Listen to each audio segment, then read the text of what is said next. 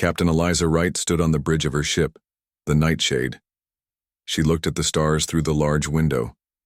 Her ship was small but fast. It belonged to the United Earth Alliance. Right now, the Nightshade was watching over the human colony on Halcyon 4. 10,000 people lived there. They needed protection. "Captain, I see something," said Alan Garcia. He was looking at a screen with many colored dots and lines. "A big ship just came out of hyperspace. It's not one of ours." Eliza walked to his station and looked at the screen. The ship was huge, much bigger than the Nightshade. She knew what it was right away. "Krathic," she said. Her voice was calm, but she felt worried inside. The Krathic were aliens who looked like large lizards. They had scales, sharp teeth, and yellow eyes. They were known for fighting and taking over new places. For months, they had been moving closer, to human space. But until now, the two species had not fought directly. "Are they ready to fight?" Eliza asked. Alan touched some buttons on his screen. "Yes, Captain. They are charging their weapons," Eliza thought quickly. The Nightshade could not win in a direct fight against such a large Krathic ship, but she could not run away either. The colony was too close. If she left, the Krathic would attack the people on Halcyon 4. "Let's try to talk to them," she said. "Open a channel." The big screen on the wall lit up. A Krathic face appeared. It had green scales and yellow eyes with black slits. This was War Master Zerkak, the commander of the Krathic ship. "You are in Krathic space, Maurer," said Zerkak. His voice was rough and deep. "Give up your ship or we will destroy it." Eliza kept her face calm. "This is Captain Eliza Wright of the United Earth Alliance. You have crossed into human territory, War Master. We have a colony with many people nearby. Please take your forces and leave." Zerkak made a noise like rocks falling. It was a laugh. "Humans. You always claim what is not yours. This area has been marked for Krathic expansion for many years. Your colony should not be here." "Captain," whispered one of Eliza's crew. "They are aiming at our engines." Eliza knew what she had to do.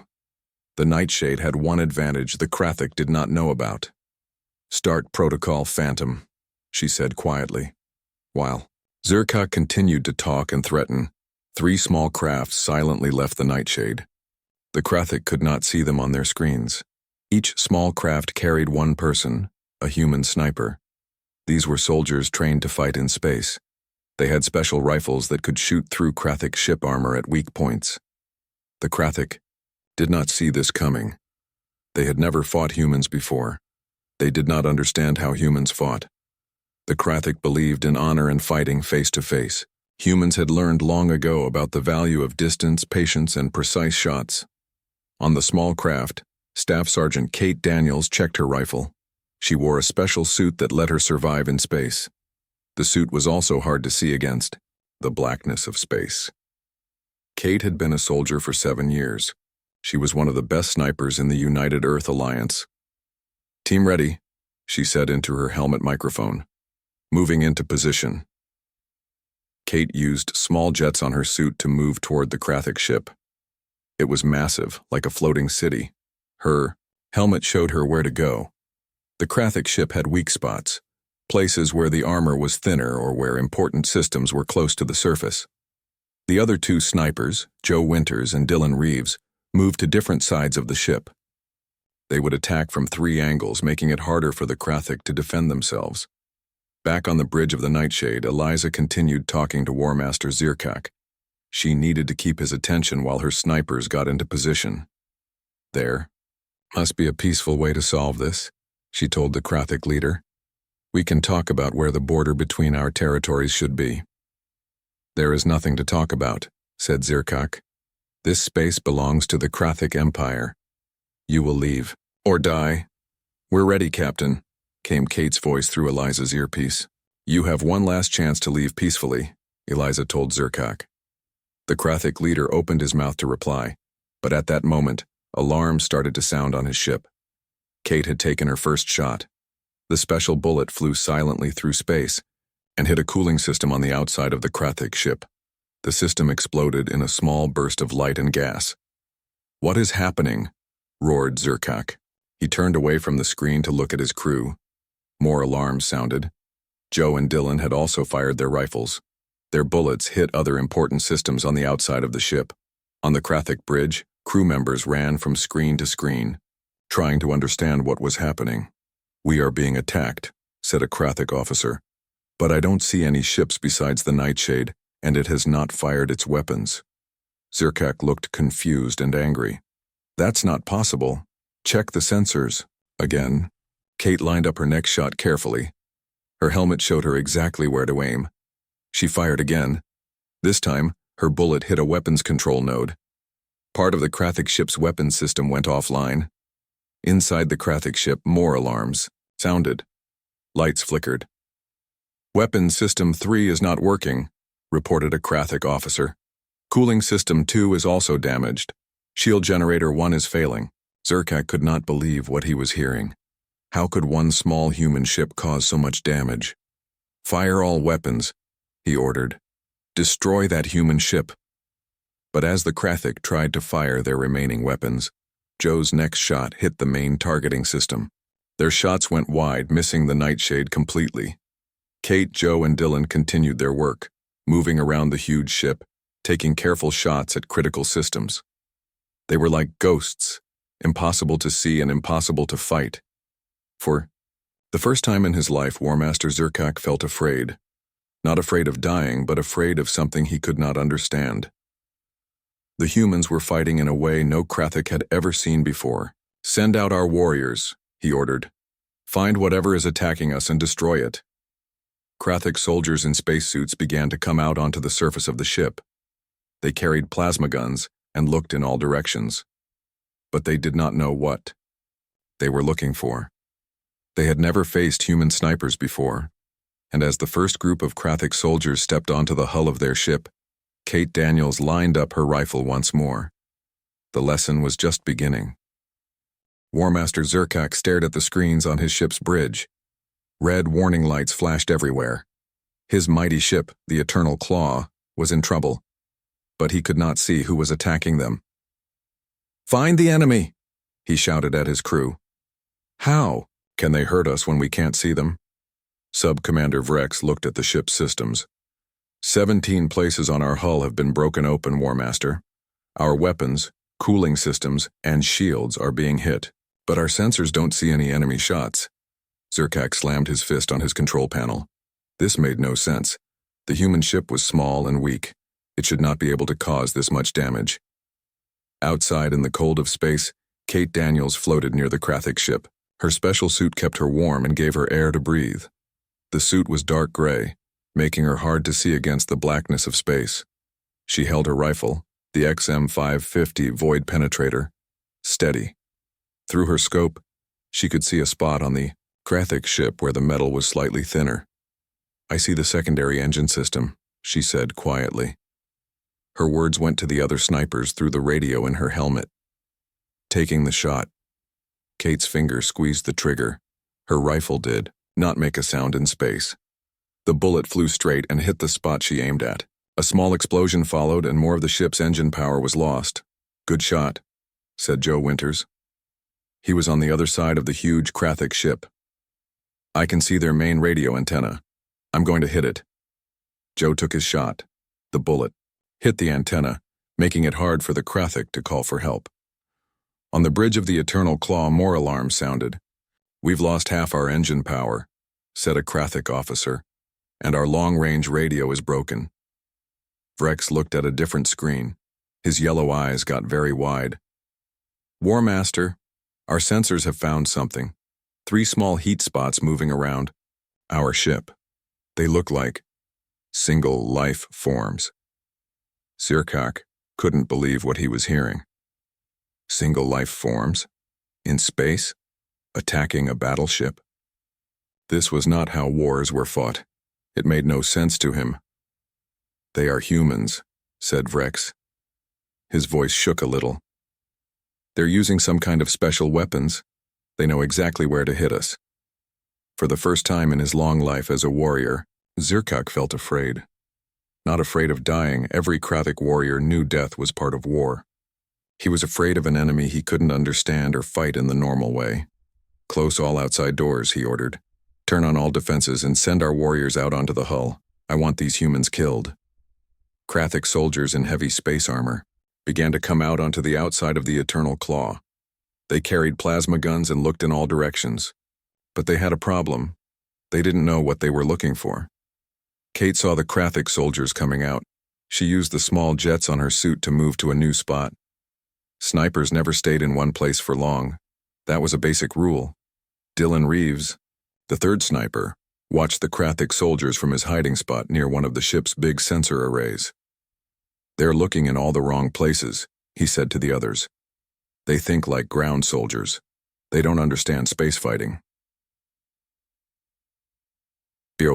Krathic had evolved as pack hunters. Their whole history taught them to fight in groups face to face. The idea of a single soldier attacking from far away seemed wrong to them. It wasn't honorable in their eyes. Kate moved to a spot where the Krathic couldn't see her. She aimed her rifle at one of the soldiers on the hull. Her helmet helped her aim perfectly. She took a deep breath and fired. The bullet hit the Krathic soldier where his helmet connected to his suit. The soldier's body jerked once and then floated away from the ship, dead. The other Krathic soldiers saw their comrade die. They fired their plasma guns in the direction they thought the shot came from. But Kate had already moved to a new spot. Dylan took his turn. He aimed at a box on the hull that controlled part of the ship's shield system. One shot and another system failed. Inside the ship, Zerkak was getting reports of more and more failures. "How many warriors have we lost?" he asked. 14, War Master," said Vrex. "And we haven't even found one of these humans." Zerkak broke a screen with his fist. "This is not war. This is not how honorable species fight." "This is hunting, War Master," said Vrex quietly. "But we are not the hunters here. We are the hunted." Outside, Joe lined up a shot at another Krathic soldier. This one seemed to be a leader, giving orders to the others. Joe fired and the leader fell, his body drifting away into space. The Krathic soldiers were getting scared now. They couldn't see who was killing them. They couldn't fight back. Some started to shoot randomly into space, hoping to hit something. Kate, Dylan, and Joe kept moving, kept shooting. Each one picked targets carefully: soldiers, weapon systems, control boxes, sensors. With each shot, the mighty Krathic ship became weaker. On the Nightshade, Captain Eliza Wright watched the Krathic ship's systems failing one by one on her screens. "The snipers are doing their job well," said Alan Garcia. "The Krathic ship has lost 60% of its functions." Eliza nodded. "Good. But we need to end this before they figure out how to find our people." She opened a channel to the Krathic ship again. War Master Zerkak's face appeared on the screen. He looked angry and confused. "This is Captain Wright," she said. "Your ship is being disabled. You've lost many systems and soldiers. Surrender now and we will let you and your crew live." "Never!" roared Zerkak. "Krathic warriors do not surrender." "Then you will all die," said Eliza simply. "You cannot fight what you cannot see." As if to prove her point, at that moment another alarm sounded on Zerkak's bridge. "Main power core is hit," said a Krathic officer. "We are losing power across all decks." Kate had just made her most important shot yet, hitting a power line on the outside of the ship. Zerkak looked around his failing ship. More reports of damage came in. More dead soldiers. The lights on the bridge were getting dimmer as power failed. "What kind of warriors are these humans?" he asked. "How can 3 of them defeat a ship with 200 soldiers?" "They don't fight like we do," said Vrex. "They don't care about honor or facing their enemy. They only care about winning." Zerkak thought about the 10,000 Krathic soldiers on his ship. If the humans could do this much damage from the outside, what would happen if the ship lost? All power. Without life support, everyone would die. "Enough," he said finally. "Open a channel to the human ship." Eliza's face appeared on his screen. "I will consider your offer," said Zerkak. It was hard for him to say the words. "What are your terms?" "You will turn your ship around and leave human space," said Eliza. "You will tell your leaders that this area belongs to humans.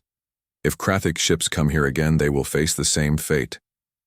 Zerkak wanted to refuse to fight to the death as a true Krathic warrior should, but he looked at his dying ship, thought of his crew, and made the hardest choice of his life. "We will leave," he said. Outside, Kate, Dylan, and Joe received the news through their helmet radios. "Return to the Nightshade," came Captain Wright's voice. "Mission successful." Kate looked at the huge Krathic ship one more time. She had been in many fights before, but never one like this. The Krathic were strong and had better technology, but they didn't understand how humans fought. They didn't understand that humans had learned to kill from far away, with patience and precision. As she used her suit's jets to return to the Nightshade, Kate thought about the Krathic. "They'll be back," she said to herself. "But next time, they'll be afraid of us." She was right. This battle would change everything about how the Krathic saw humans. Dylan Reeves floated in the darkness of space.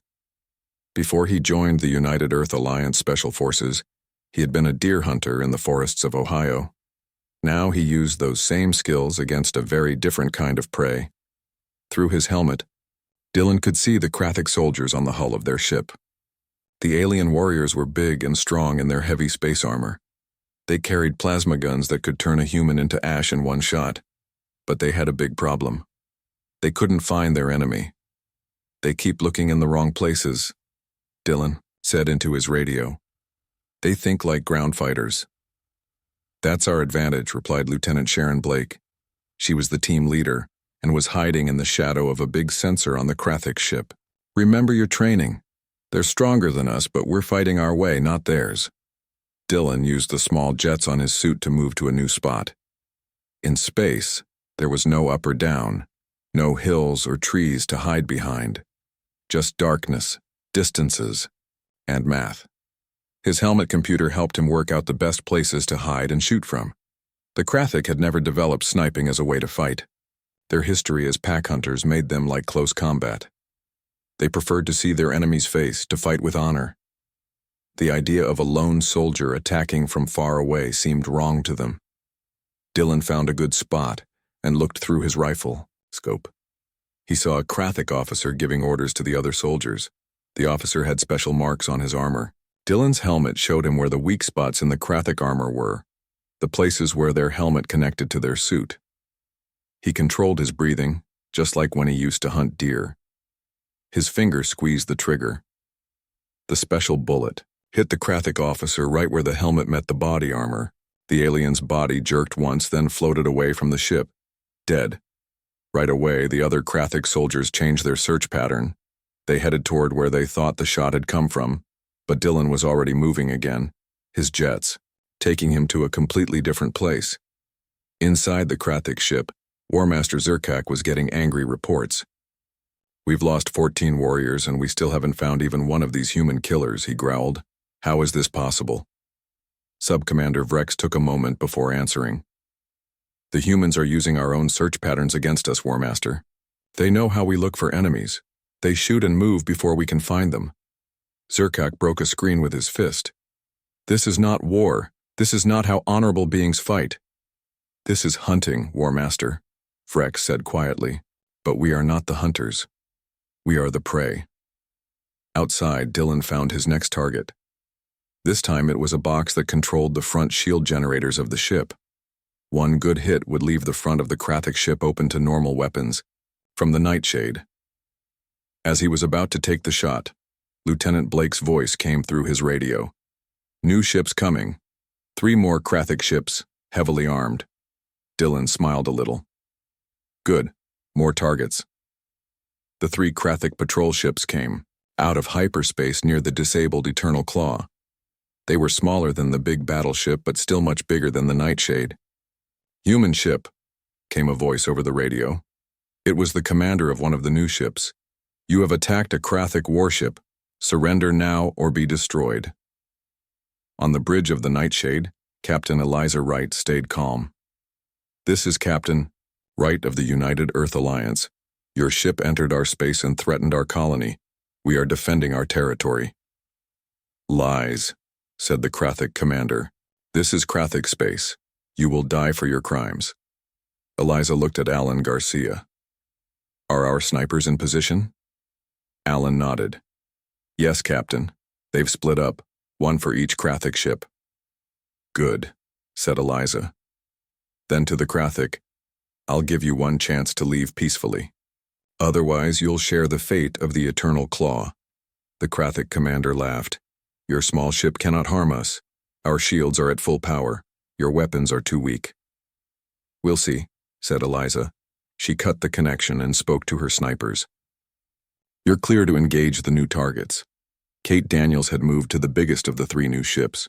She found a spot near the engine housing where she could see but not be seen. Through her scope, she could see Krathic engineers working on the outside of the ship. They were doing routine maintenance and had no idea she was there. Kate took careful aim at a power relay on the hull.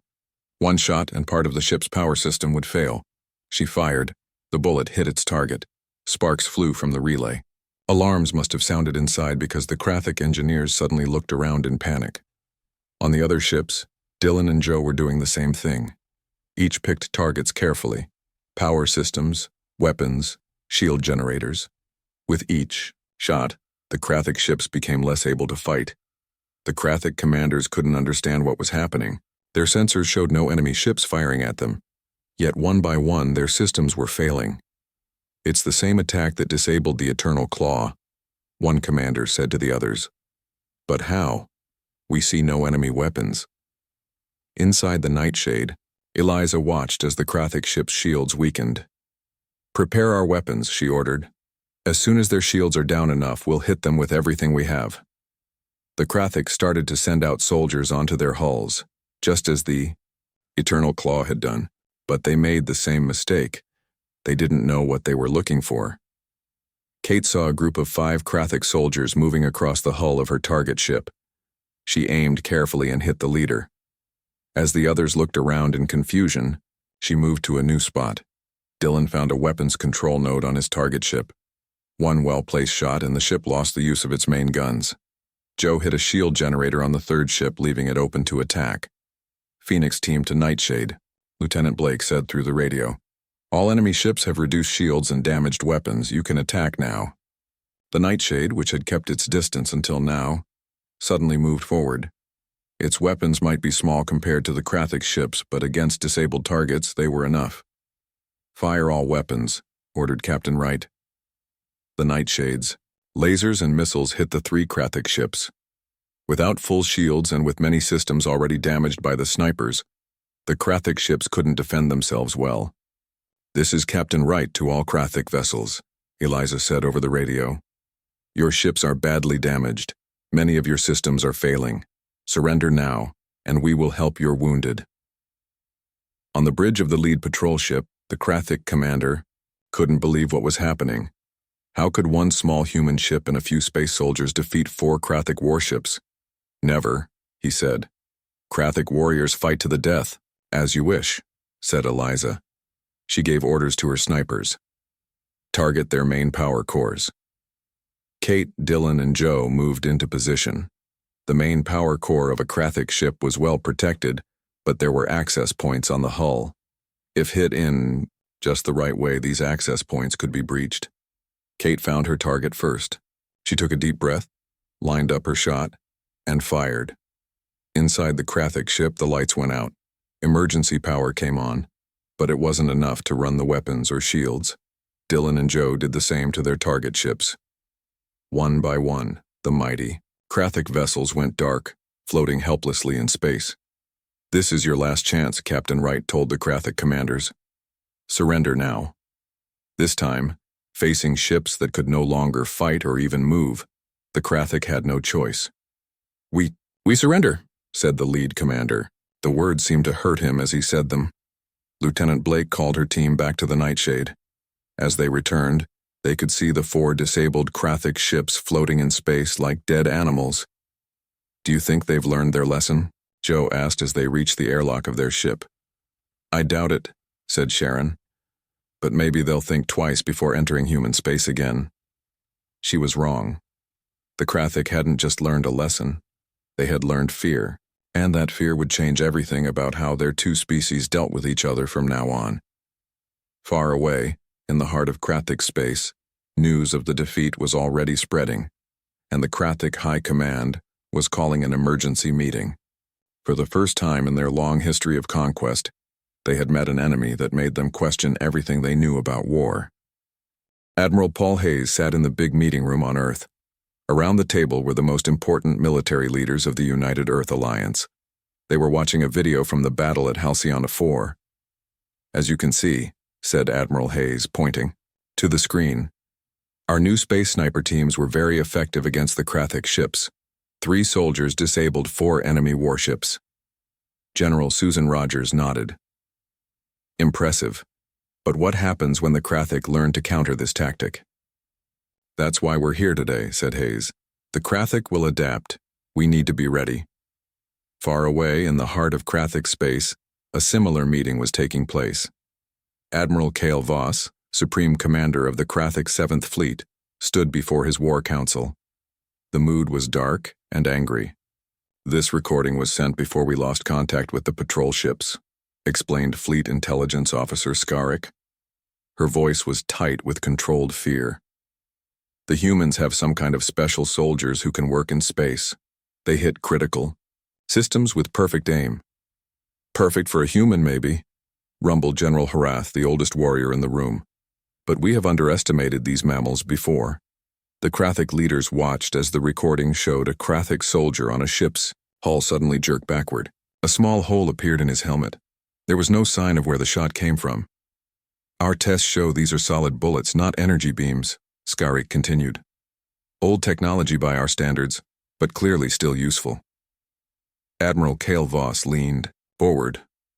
His scales were dark with age. "This changes everything about how we must approach human space.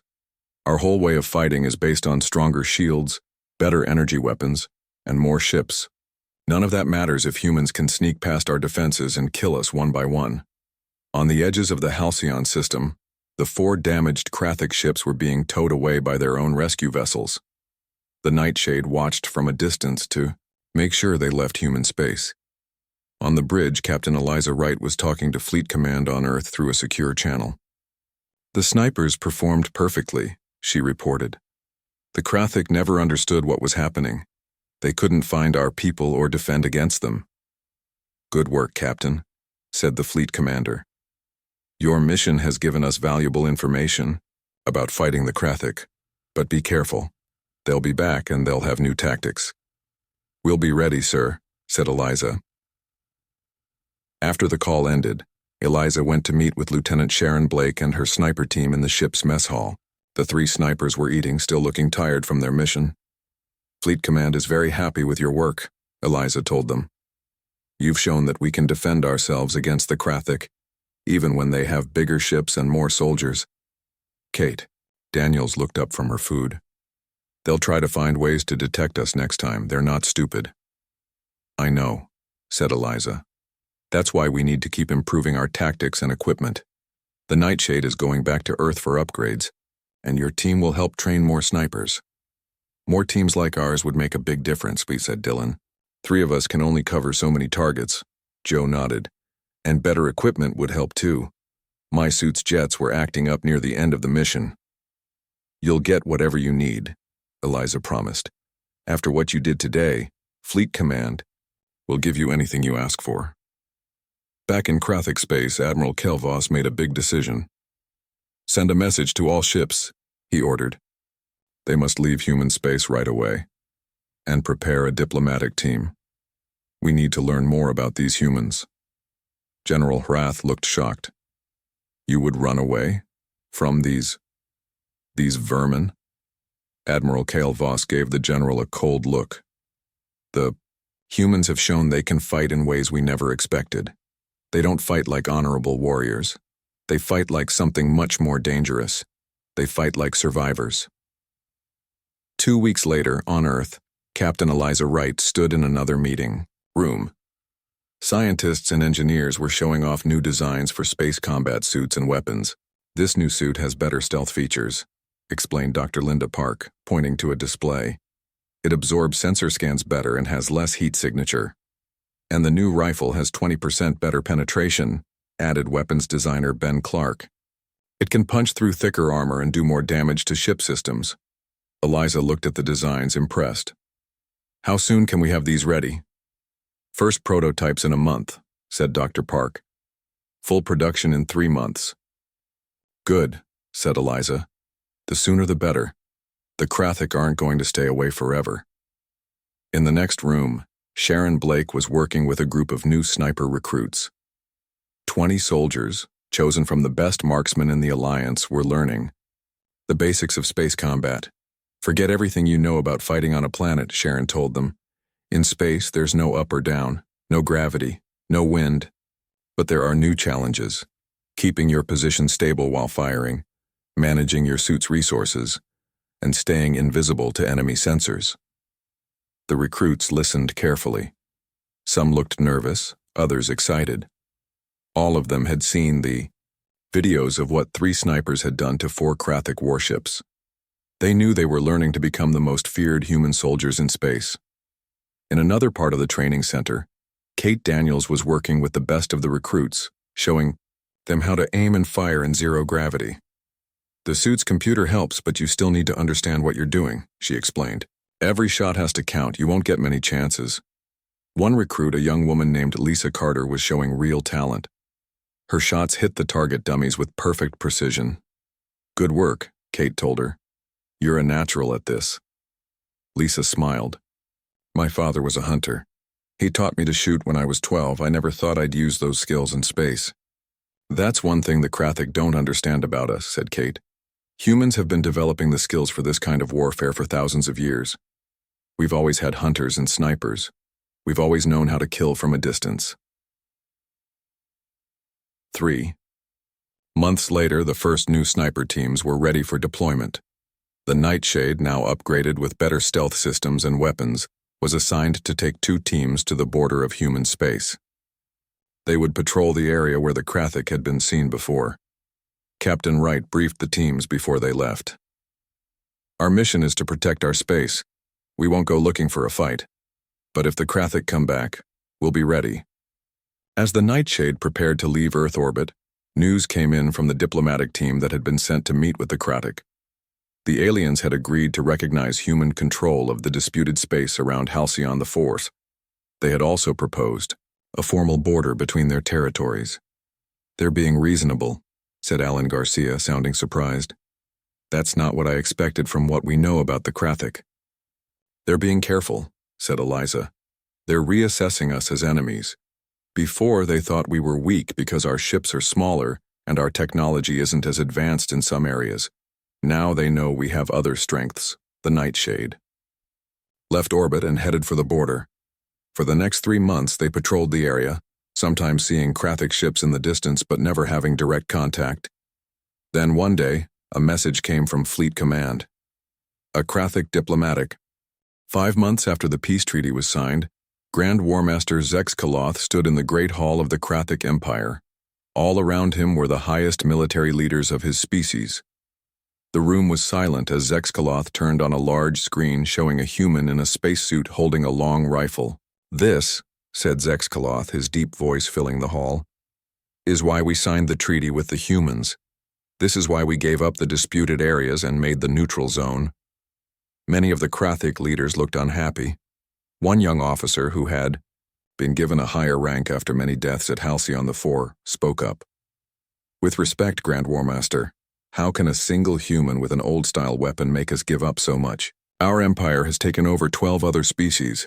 We have 20 times more ships than the humans. Zexkaloth's yellow eyes narrowed. You were not at Halcyon.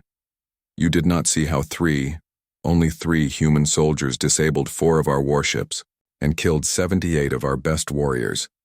And the humans did not lose a single soldier. He touched some controls, and the screen showed data from the battle. The humans call them snipers. It is a type of soldier they have had for hundreds of years, now adapted for space fighting. They attack from distances our warriors think are wrong or unfair. They wait longer than our kind can understand, and they shoot with perfect aim, almost like magic. Another commander raised his hand. But surely our technology can stop this. Threat?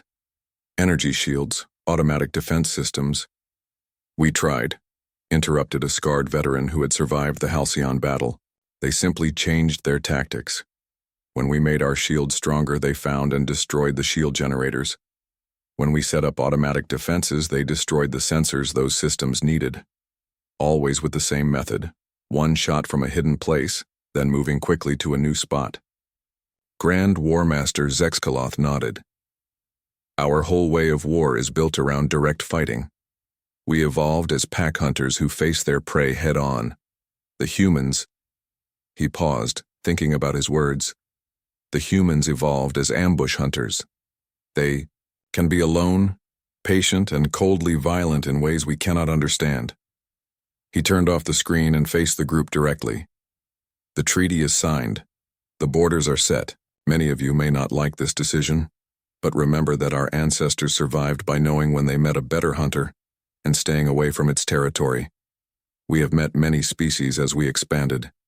The humans are the first I would not call prey or equals, but something else. One of the oldest commanders slowly stood up, his scales dull with age. What would you call them, Grand War Master? Zexkaloth's face was serious. A species to be studied, respected, and most importantly, feared. Far away, on Earth, staff, Sergeant Kate Daniels stood at attention as the president of the United Earth Alliance pinned a medal to her uniform. Beside her, Lieutenant Sharon Blake and Specialist Dylan Reeves also got medals. Captain Eliza Wright watched proudly from the front row. None of them had expected to become heroes. None of them had trained to be symbols. They had simply done what human soldiers had done for thousands of years: watched, learned, and used the enemy's weaknesses. After the ceremony, a reporter asked Kate, "How does it feel to know that your actions have brought peace with the Krathic?" Kate's answer was simple and showed exactly what the Krathic had come to fear about humans. "I was just doing my job. If they come back, I'll do it again." 6 months later, the peace was holding strong. The Krathic stayed on their side of the border. Humans stayed on theirs. In the neutral zone, a few brave traders from both species had started to meet and exchange goods. On the Nightshade, now permanently assigned to border patrol, Captain Wright was meeting with Lieutenant Blake. "The diplomatic team says the Krathic are honoring all parts of the treaty," said Eliza. "No military ships near the border, no new bases, open communication channels." "Do you think it will last?" asked Sharon. "I think they're genuinely afraid of us now," said Eliza, "and fear can be a strong basis for peace." Sharon nodded. "We've now got 20 sniper teams deployed along the border. If the Krathic try anything, they'll face a lot more than just 3 of us. But I hope they don't," said Eliza. "I'd rather be exploring new worlds than fighting. That's the human way, isn't it?" said Sharon with a smile. "We can be both, explorers and warriors, whatever we need to be." On the Krathic homeworld, in a secure military base, scientists and engineers were working hard. They were trying to develop new defenses against human snipers, better sensors, automated turrets, shield improvements. Sub-Commander Virex, now promoted after surviving the Halcyon battle, watched their work. "Will these new systems be effective?" he asked the lead scientist. "In theory, yes," said the scientist. "But the humans will adapt, they always do. It's what makes them so dangerous." Vrex nodded. He had seen firsthand what human snipers could do. The memory still gave him nightmares. "Then we must adapt faster," he said. "Not to start a war, but to make sure the humans know we are not easy prey." "We are learning from them," said the scientist. "We're developing our own long-range fighters, not copies of their snipers. That wouldn't work with our biology and culture, but something that uses the same principles." "Good," said Vrex. "The peace is valuable, but it must be based on mutual respect, not just our fear of them." At a space station in the neutral zone, representatives from both species were meeting regularly to discuss trade, cultural exchange, and other non-military matters. Ambassador Frank Nelson had just finished a meeting with High Diplomat Krav. As they walked through the station, they passed by a viewport. Outside, they could see a Krathic trade ship and a human merchant vessel docked side by side. "A year ago, this would have seemed impossible," said Nelson. "Our ships meeting peacefully." "Fear can start a peace," said Krav. But it takes more than fear to maintain it. It takes understanding. Nelson nodded. That's why these meetings are so important. We need to see each other as more than just enemies or threats. My people are still learning to understand yours, admitted Krav. Your way of fighting shocked us deeply. But now we are starting to see that the same traits that make you dangerous, patience, adaptability, the ability to work alone, also make you valuable potential allies. And we're learning about your people too, said Nelson. Your sense of honor, your pack loyalty, your direct approach, these are qualities we can respect. Back on Earth, a new class of sniper recruits was graduating from their training. Kate, Daniels, now an instructor, watched as they received their badges. Among them was Lisa Carter, who had shown such promise in the early days. Now she was at the top of her class, ready for her first deployment to the border. After the ceremony, Lisa came to talk to Kate. Do you think we'll ever need to fight the Krathic again? She asked. I hope not, said Kate. But that's why we train. Peace works best when both sides know the cost of breaking it. Lisa nodded. Some of my friends don't understand why we need soldiers when there's peace. They think we're just looking for a fight. It's the opposite, said Kate. Good soldiers don't want war. We've seen what it costs. But we stand ready so others don't have to. As Lisa left to join her new team, Kate thought about that day at Halcyon the Four. She had never wanted to be famous or change history. She had simply been doing the job she was trained for, protecting her people, her ship, her fellow soldiers. The Krathic had learned to fear human snipers. Maybe one day they would learn to truly understand humans. Until then, Kate and others like her would be there, watching from the shadows, ready to defend humanity if needed. And maybe that was enough. Not friendship, not complete trust, but a wary respect between two very different species who had learned they could hurt each other badly. It wasn't a perfect peace, but it was peace, and sometimes that was enough. On the bridge of the Nightshade, Captain Eliza Wright looked out at the stars. Somewhere out there, beyond the human colonies and the neutral zone, the Krathic were watching and waiting, just as she was. Status report, she said to Alan Garcia. All systems normal, Captain, he replied. Border is quiet. Eliza nodded, satisfied. Good, let's keep it that way. The end.